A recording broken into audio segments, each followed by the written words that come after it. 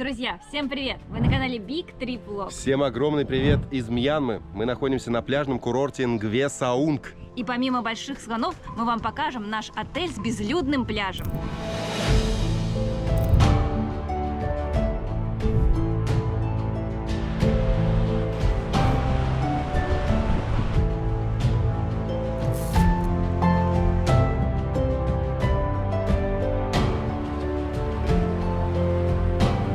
Мы сейчас находимся в курортном городке, который называется Нгве Саунг. Приехали сюда из города Янгон на автобусе.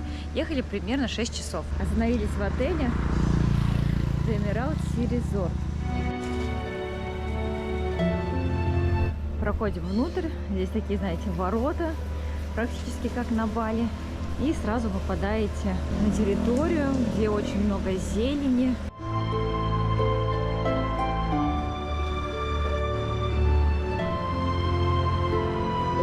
Можно взять велосипед в прокат, стоимость 5000 йат за час, и прокатиться по местной деревушке. За этой тропической зеленью прячется ресепшн. Здесь можно получить ответы на все необходимые вопросы. Нас быстро заселили, расположили, дали пароль от Wi-Fi, который здесь великолепнейше работает. Сразу проходим на ресепшн и видим большую табличку. Здесь можно заказать спа. Можно просто массаж спины сделать, массаж тела, можно взять пакетами. То есть, когда тебе делают и массаж лица, и чистку лица, и различные маски, и для волос, и для спины. Причем цены достаточно бюджетные. Вот здесь вот полное меню массажа, то есть за 10-15 долларов можно сделать себе массаж на час, на полтора часа. Различные виды есть, также и для волос, также для лица, поэтому, конечно, отдыхая здесь, можно получить максимум удовольствия. Здесь еще одна зона для отдыха.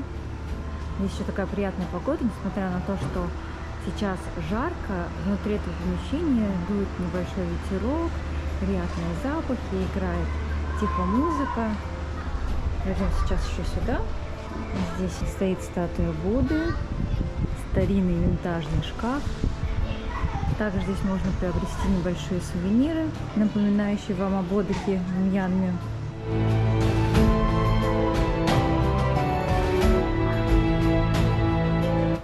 Проходим на территорию. Здесь мы видим домики. Причем здесь есть различные типы номеров. Есть либо в общем корпусе, как это у нас, например, комната, либо можно арендовать виллу. Ежедневно в номерах проводят уборку. Территория повсюду зеленая, кое-где висят гамаки. Вечером здесь включают красивую подсветку. Также есть еще вот такой формат домика. Это когда домик с двумя комнатами. Особенно будет удобно для большой семьи.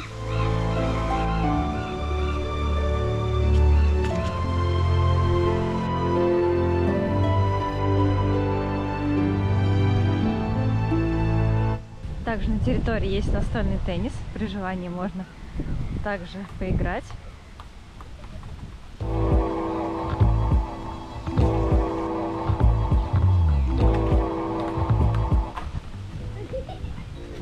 Дорожка ведет на пляж. И здесь находятся самые красивые виллы. Тоже для больших семей. С террасой. Также с гамаком. И с прекрасным видом на море.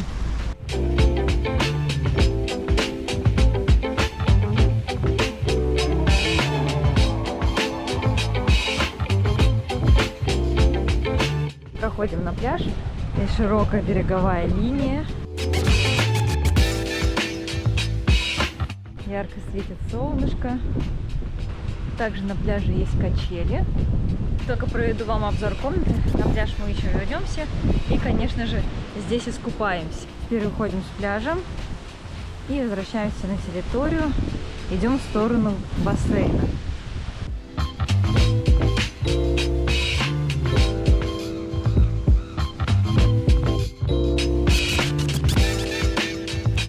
Перед входом в бассейн есть душ, где можно искупаться и потом плавать в бассейне.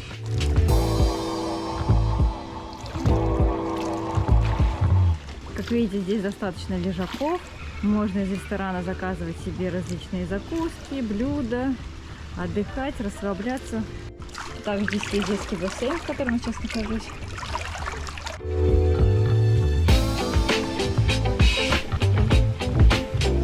Один интересный момент, то что на лежаках здесь везде лежат вот такие шляпы, похожие на шляпы погонщиков слонов. Возможно, это просто от защиты для солнца, возможно, как украшение. Возможно, то, что этот лежак занят, мы так до конца это и не разгадали.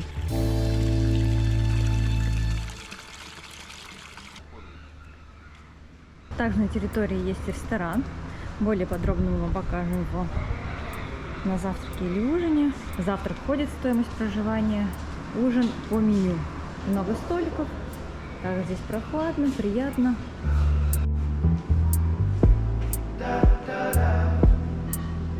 Пройдем в наш номер. Достаточно просторный. Здесь у нас двухспальная кровать, прикроватные тумбочки две большие. Туда можно сложить еще какие-то свои вещи, технику. Посмотрите, как нам здесь все украсили на кроватях. Сделали целое лебединое озеро.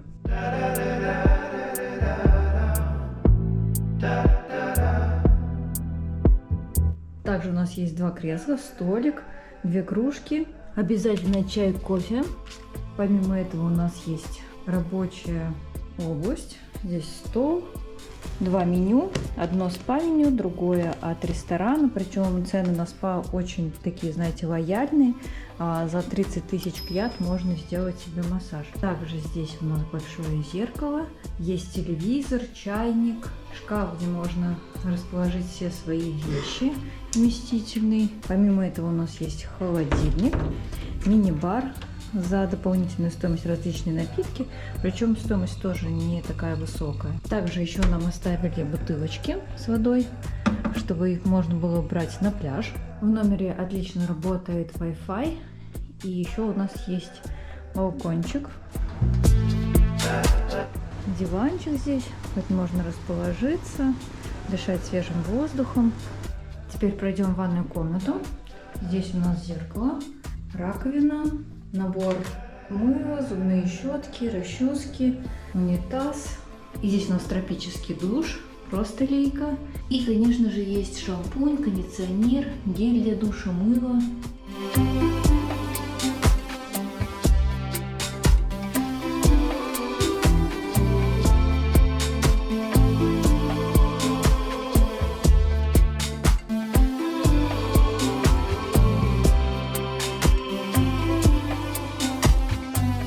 Немного прохладная водичка, но жару самое то.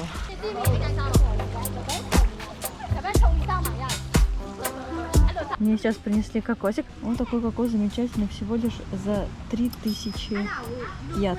Ой, ребята, кокос просто потрясающий.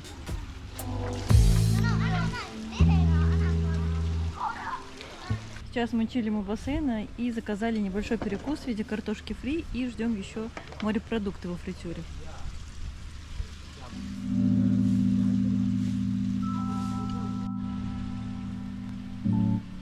Принесли нам еще морскую тарелку. Здесь креветочки, осьминоги, рыбка. Как вкусно. Помимо самой тарелки морепродуктов, которую мы сейчас кушаем в панировке, мы еще обожаем соус, за который Тобочка даже ходила за добавкой. Сладкий чили соус.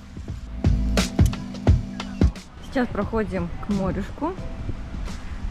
Вокруг много зелени, деревьев, пальм. На пляже очень мелкий песочек. Есть лежаки под настилом, за которые не нужно платить, подушечки. Также на пляже есть бар, в котором можно заказать себе обед, либо какие-то закуски, напитки. Есть столики, тоже под настилом, где можно спрятаться от яркого солнышка. Качели. Погода сегодня жаркая, и мы наконец-таки идем купаться в море.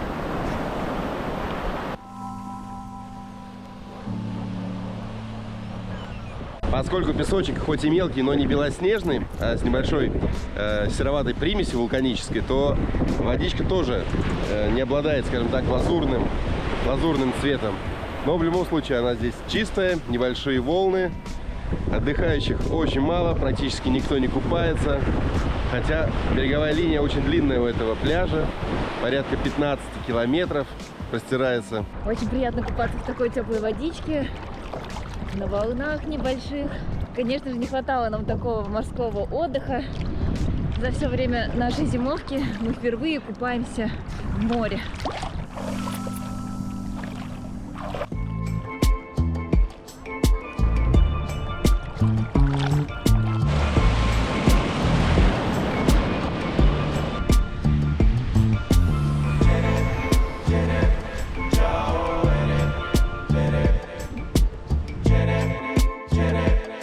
Как мы уже говорили, пляжи абсолютно пустынные, вплоть до следующего большого отеля, который располагается вдоль береговой линии.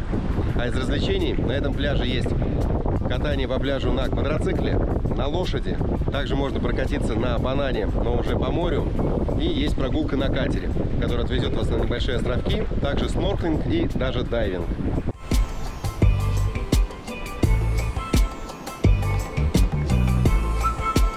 Сейчас я иду на массаж, я заранее записывалась, причем записаться можно за 30 минут до начала сеанса, за 40 минут. Здесь очень много массажистов. Здесь есть разные виды массажа, я выбрала себе крем-массаж на 1,5 часа. Если вы выбираете массаж ног, то он проводится в креслах, а если массаж такой, как у меня, то он будет выполняться на таких матах.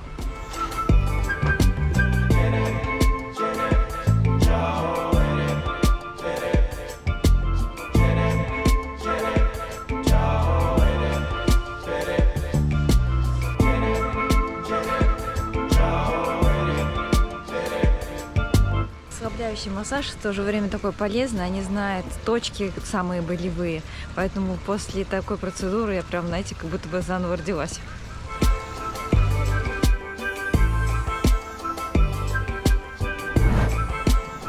Сейчас на закате мы вновь пришли на наш пляж.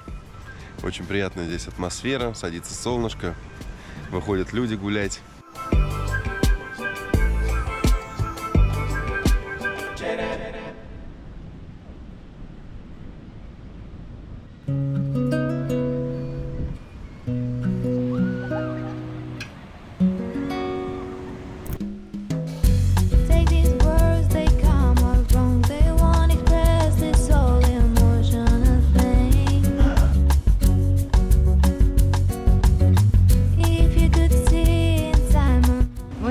На завтрак, и давайте посмотрим, что здесь есть в буфете. Кофе, рыбка, также здесь есть местные десерты из стики-райс, то есть из гибкого риса, сладости, овощи в кляре, различный джем, кексик, также есть булочки, хлеб серый, хлеб белый. Ну и давайте посмотрим, что еще здесь есть. Рис жареный с яйцом, нудл, как хорошо он выглядит с овощами.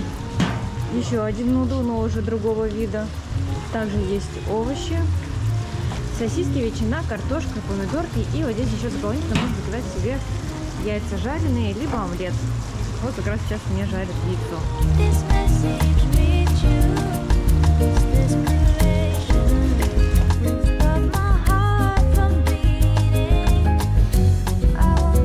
Помимо этого на завтраке имеются различные сладости местные, маленькие пирожки самоса, также фрукты: папайя, арбуз, ананас.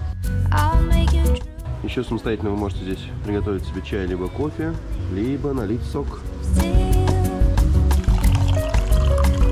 В данном случае это арбузный свежевыжатый сок.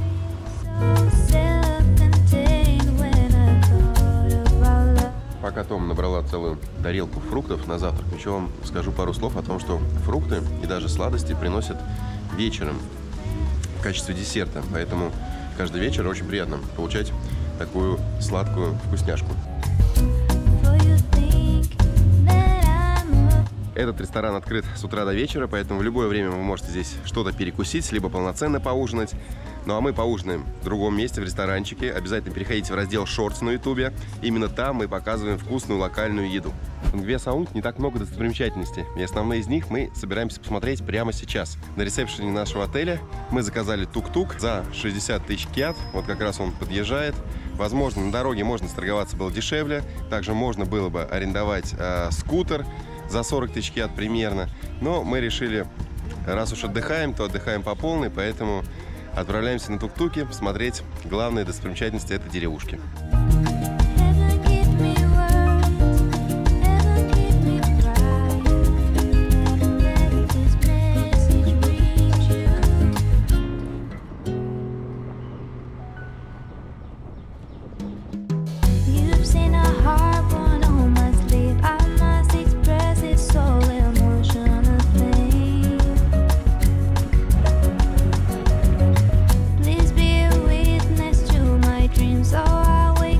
Сейчас мы добрались до нашей первой точки. Это место называется Снэк Айленд.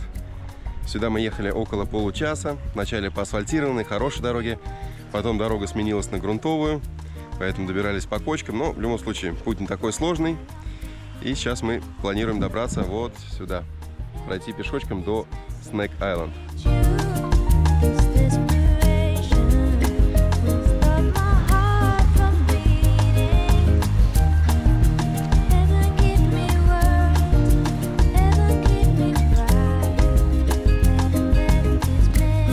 Снэк Айленд — это небольшой островок, при входе на который нужно также снимать обувь, потому что он выглядит в виде храма. Здесь есть несколько храмовых сооружений.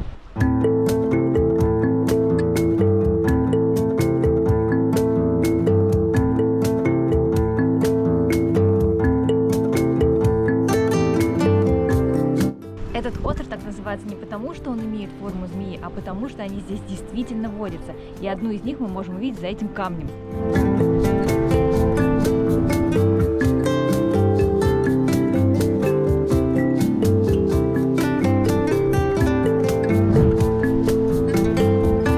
До самого острова можно дойти буквально за пару минут по мостику. Это место также окружено различными камнями, валунами.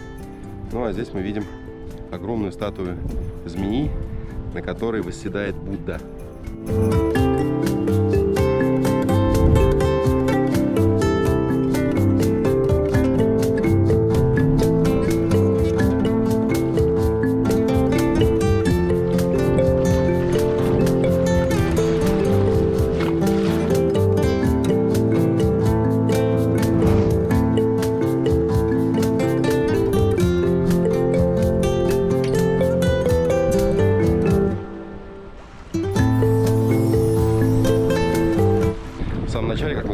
К этому острову к нам подошла местная жительница, которая очень настойчиво решила нас сопровождать. Ну, она делает небольшие фотографии, также показывает на различные места красивые, поэтому в конце оставим ей donation.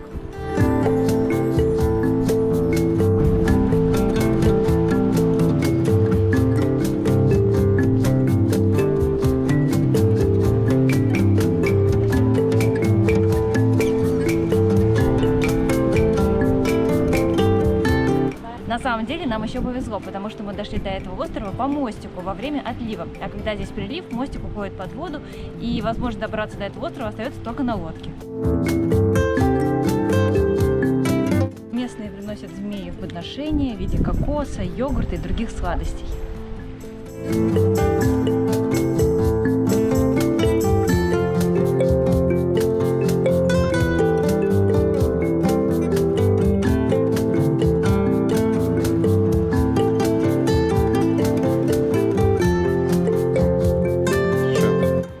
Сейчас ракушку, точнее нам показала наша сопровождающая. Из этих ракушек местные готовят карри, еще какие-то блюда.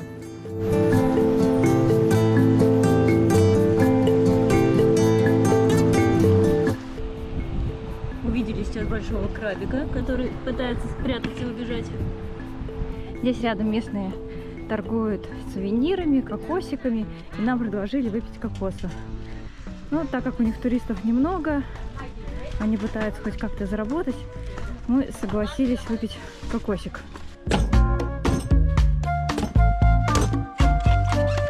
Принесли нам кокосик, давайте его пробовать. Какой он тяжелый. Вот это действительно сладкий. Сладкий и очень вкусный. Стоимость пока не знаем, но обычно она варьируется от $0,5 до $1. Ну а сувенир здесь выглядит, естественно, как изделие в виде ракушек.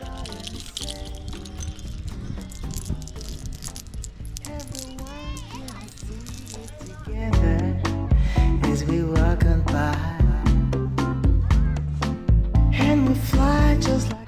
кокос нам обошелся в 5000 кьяд. Плюс еще столько же мы оставили этой девушке за то, что она нас сопровождала. И движемся дальше.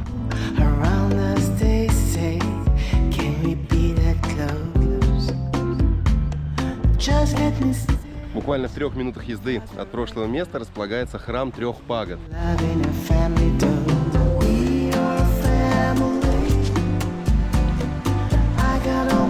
Эти 3 пагоды расположены в скалах прямо на берегу Бенгальского залива.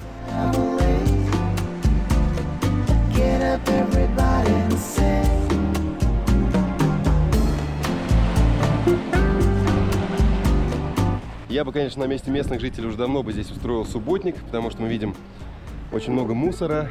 Возможно, он приходит сюда с водой во время прилива, а потом остается, когда вода уходит. Но все равно, думаю, эти места стоило бы немножко почистить.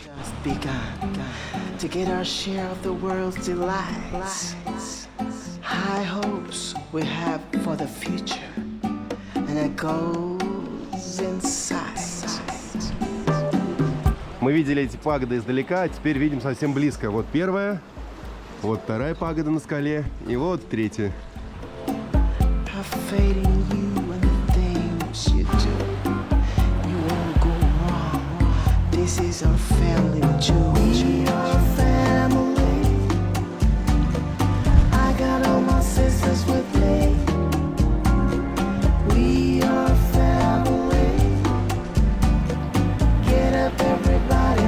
Здесь очень красивый скалистый пляж, но, к сожалению, для купания он не пригоден, потому что можно, конечно же, удариться об эти камни, но цвет воды здесь более яркий и красивый, чем у нас на пляже, но оно и понятно за счет камней.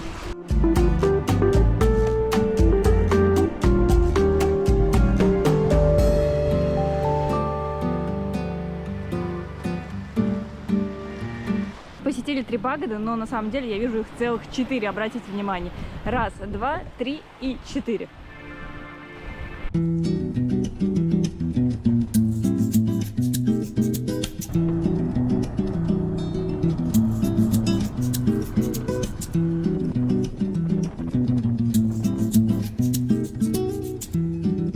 Примерно 40-45 минут в обратном направлении с юга на север, и мы приехали, пожалуй, на главную достопримечательность этого курорта. Это слоновья ферма. Это место называется Моэ-Мака Elephant Camp. Сейчас мы увидели актуальные цены. Чтобы попасть в этот кемп, нужно заплатить 6000 кьяд просто, чтобы погулять по территории, посмотреть на слоников, и вдвое больше, то есть 12 000 кьяд, чтобы прокатиться на них.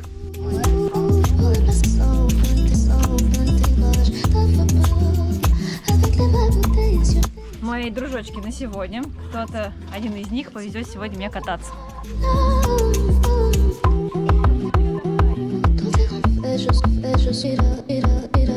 Ой, какие они мощные. Я не очень люблю прогулки на слонах, поэтому на этот аттракцион мы отправляем Томочку.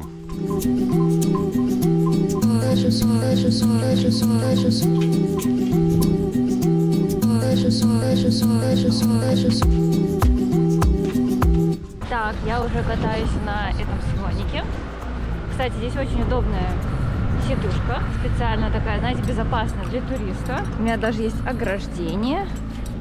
И мы мягким шагом слона катаемся вдоль тропических джунглей, вдоль деревни, которая здесь находится. Очень много красивых пальм, зелени. Слоник у меня спокойный. Я так предполагаю, что моя прогулка практически подходит к концу. Катание оказалось совсем недолгим. Минут 5, наверное, мы просто прошли по тропинке. И сейчас обратно возвращаемся к загону. Ну так, я думаю, что будет подольше. Понятное дело, что стоимость совсем невысокая. Но я думала, что, может быть, мы к какому-нибудь там озеру выйдем или по джунглям прогуляемся. А мы просто прошлись вокруг деревни.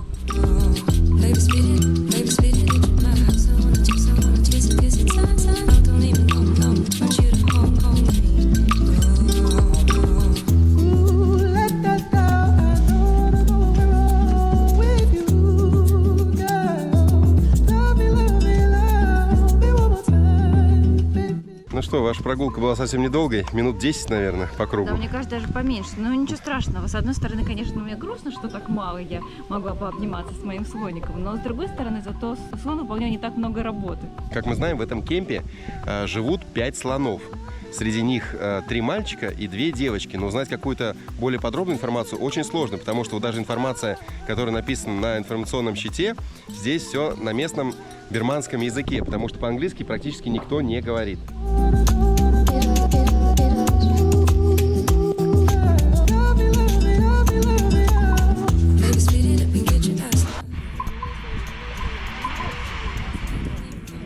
Вот так слоны могут даже засосать вашу камеру, если вы будете неаккуратными.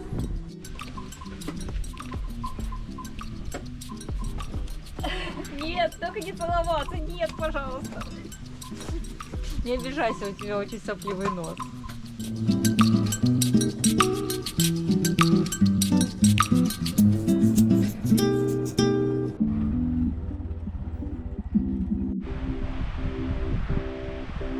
Сейчас мы приехали на один из пляжей, немноголюдных, видим только местных торговцев изредка. И особенность этого места в том, что здесь открывается вид на остров, который называется остров Влюбленных.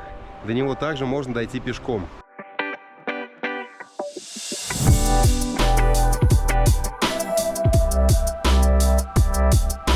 Сейчас время отлива, поэтому мы легко добрались до острова Влюбленных. Здесь мы видим русалку весьма странных форм. Я думаю, Ганс Христиан Андерсен был бы удивлен подобной сидящей русалке на море.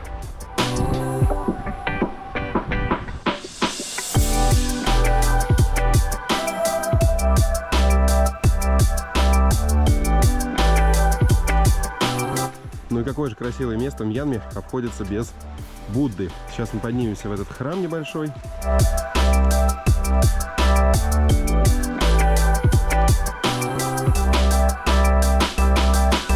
Из этого храма открывается потрясающий вид на береговую линию курорта Нгве Саунг.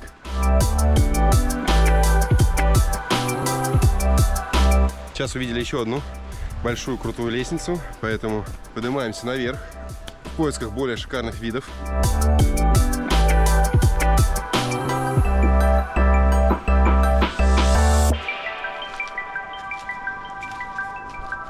Сейчас пробираемся вглубь острова, проходим через огромные деревья, лианы.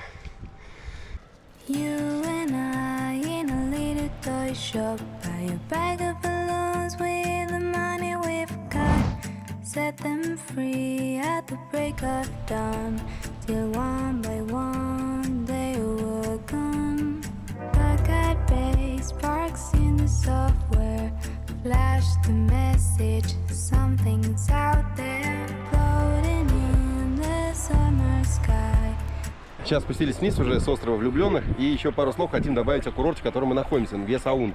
Он занимает второе место по популярности. Первое место занимает Мпали. Но Мпали закрыт из-за гражданской войны. Там уже были какие-то военные действия. И с июня месяца туда попасть невозможно. Как и во многих сейчас городах, многие города закрыты. Вот в частности этот пляжный курорт. Но Нгве Саунг пока еще открыт для туристов, но многие сюда не приезжают, уже боятся, потому что военные действия проходят совсем неподалеку, скажем так. В соседней деревне, и сейчас Нгве Саунг тоже выделен такой красной зоной, когда вы заходите на Booking или TripAdvisor, приходит сразу же предупреждение, что эта территория опасна. Да, но эта информация актуальна на конец января 2025 года, собственно говоря, в котором мы и снимаем сейчас это видео. Возможно, будут в дальнейшем какие-то изменения, наоборот, обойдет всей стороной и будет хорошо. Тем более Нгве Саунг, у него сейчас такой период, когда этот курорт начал только развиваться. Сейчас хотим зайти в местный магазинчик и купить себе что-нибудь попить. Ну, из ключевых позиций Кока-кола пол-литровая стоит 1500 кьят. Есть другая газировка, есть пиво. Пиво по 2000, по 2500. Вот местное, Мьянмар. Самое популярное здесь пиво. 5 оборотов. Также лапша. Вот эта лапша, которую мы иногда употребляем вместо ужина. 2500 кьят стоит. Ну, есть различные варианты. На самом деле на Янгоне цены прям значительно дешевле. Вот эта вот лапша там стоит 1000-1200, а здесь 2500. Ну да, все-таки в курортной зоне находимся как-никак. А теперь погнали обратно в отель.